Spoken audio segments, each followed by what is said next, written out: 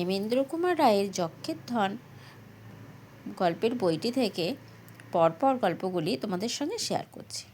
আজকের গল্পের নাম মরণের মুখে। মানে শুনলেই কিরম মনে হয় বাঁচা মরা এই নিয়ে কিছু একটা ব্যাপার আছে। চলো গল্পটা পড়েই শোনা যাক। 3 দিনের পর রামহরির অসুখ সেরে গেল। আমাদেরও যাত্রা আবার শুরু হলো। আবার আমরা পাহাড়ের পথ ধরে অজানা রহস্যের দিকে এগিয়ে চললুম।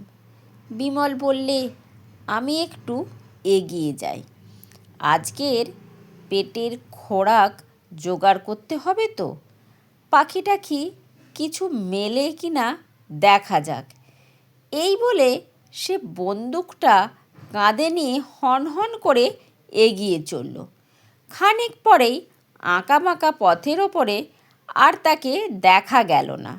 কেবল শুনতে পেলুম গলা ছেড়ে সে গান ধরেছে, আগে চলো ভাই, পড়ে থাকা পিছে, মরে থাকা মিছে, বেঁচে মরে কী বা ফল ভাই।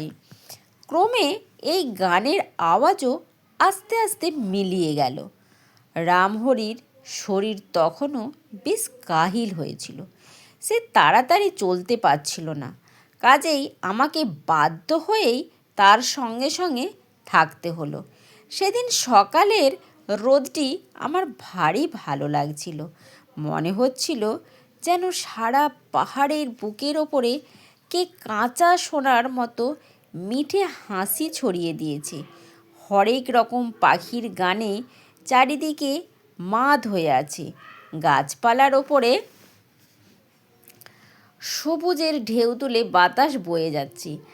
আর এখানে ওখানে আশেপাশে গোছা গোছা রঙিন বনফুল ফোটে। সোহাগে দুলে দুলে মাথা নেড়ে যেন বলছে, আমাদের নিয়ে মালা গাঁথো, আমাদের আদর করো, আমাদের মনে রেখো, ভুলো না। কচি কচি ফুলগুলিকে দেখে মনে হলো এরা যেন বনদেবীর খোকা খুকি। আমি বেছে বেছে অনেক ফুল তুললুম, কিন্তু কত আর তুলব। এত ফুল দুনিয়ায় কোনো ধনীর মস্ত বাগানেও যে ধরবে না। এমন নানা জাতের ফুল এদেশের সব জায়গাতে আছে, কিন্তু আমাদের স্বদেশ যে কত বড় ফুলের দেশ, আমরা নিজেরাই সে খবর রাখি না। আমরা বোকার মতো হাত গুটিয়ে বসে থাকি, আর এই সব ফুলের শহরের বাজারে সেই সব ফুল চড়া দামে বিকিয়ে যায়। কেনে অবশ্য সাহেবরাই বেশি। এ থেকে বেশ বুঝতে পারি আমাদের ব্যবসা বুদ্ধি তো নেই। তারপরে সবচেয়ে যা লজ্জার কথা, স্বদেশের জিনিসকেও আমরা আদর করতে শিখিনি। এই ভাবতে ভাবতে পথ চলছি, হঠাৎ রামহরি বলে উঠল, ছোটবাবু দেখো দেখো। আমি ফিরে বললুম, কি? রামহরি আঙুল দিয়ে মাটির দিকে আমার দৃষ্টি আকর্ষণ করলে। পথের উপর একটা বন্দুক পড়ে আছি দেখেই চিনতে পারলুম বিমলের বন্দুক। দাঁড়িয়ে দাঁড়িয়ে অবাক হয়ে ভাবতে লাগলুম, পথের মাঝখানে বন্দুক ফেলে বিমল গেল কোথায়? সে তো বন্দুক ফেলে যাবার পাত্র নয়। ব্যাপারটা সুবিধের নয়। একটা কিছু হয়েছে। তারপর মুখ তুলেই দেখি বাঘা এক মনে এক জায়গায় শুঁকছে, আর একটা কাতর কুই কুই শব্দ করছে। এগিয়ে গিয়ে ভালো করে দেখি সেখানে খানিকটা রক্ত চাপ বেঁধে আছে।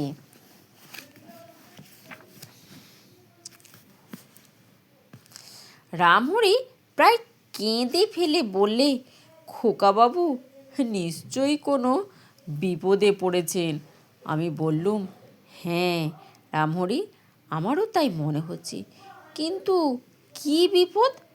রামহরি বললে, কি করে বলবো ছোটবাবু, এখানে যে বাঘ ভাল্লুক সবই আছে। আমি বললুম, বাঘে মানুষ খায় বটে, কিন্তু ব্যাগ নিয়ে তো যায় না। বিমল বাঘের মুখে পড়েনি, তাহলে বন্দুকের সঙ্গে তার ব্যাগও এখানে পড়ে থাকতো। তবে খোকাবাবু কোথায় গেলেন? এই বলে রামহরি চেঁচিয়ে বিমলকে ডাকবার উপক্রম করলে আমি তাড়াতাড়ি তাকে বাধা দিয়ে বললাম, চুপ চুপ, চেঁচিও না। আমার বিশ্বাস বিমল শত্রুর হাতে পড়েছে, আর শত্রুরা কাছেই আছে।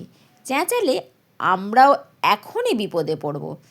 তাহলে উপায়?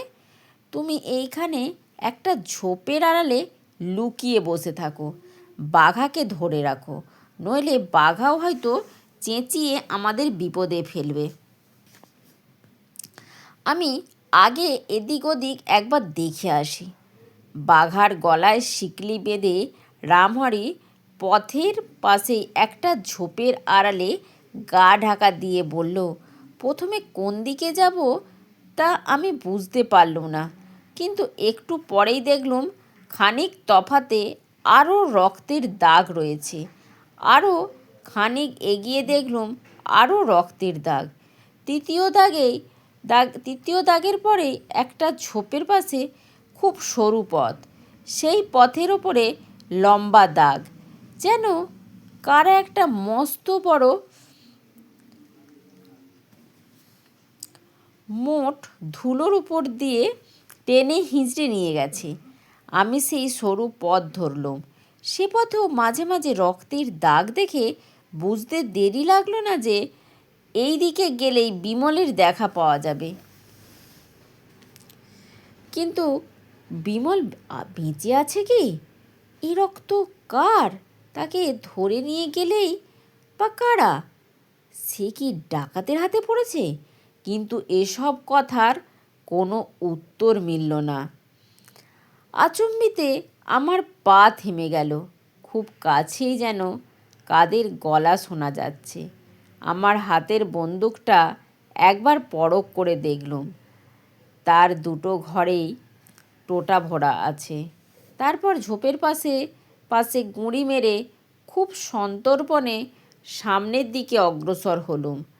আর বেশি এগোতে হলো না। সরু পথটা যেখানে শেষ হয়েছে সেখানে অল্প খানিকটা খালি জমি, তারপরেই পাহাড়ের খাদ। যে দৃশ্য দেখলুম জীবনে তা ভুলব না। সেই খালি জমির ওপরে জোনা কয়েক লোক দাঁড়িয়ে আছে। তাদের একজনকে দেখেই চিনলুম সে করালি। আর একদিকে পাহাড়ের খাদের ধারেই একটা বড় গাছ হেলে পড়েছে, এবং তারই তলায় পড়ে রয়েছে বিমলের দেহ। তার মাথা ও মুখ রক্তমাখা, আর হাত ও কোমরে দড়ি বাঁধা। বিমলের ওপরে হুমড়ি খেয়ে বসে আছে করালির দলের আর একটা লোক।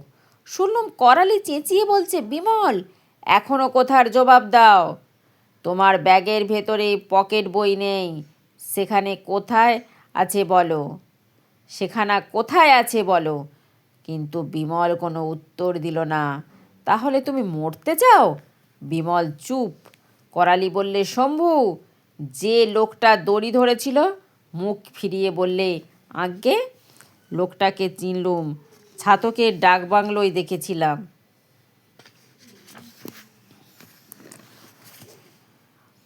করালি বললে, দেখো শম্ভু, আর 1 মিনিটের মধ্যে যদি আমার কথার জবাব না দেয় তবে তুমি ওকে খাদের ভেতরে ছুঁড়ে ফেলে দিও।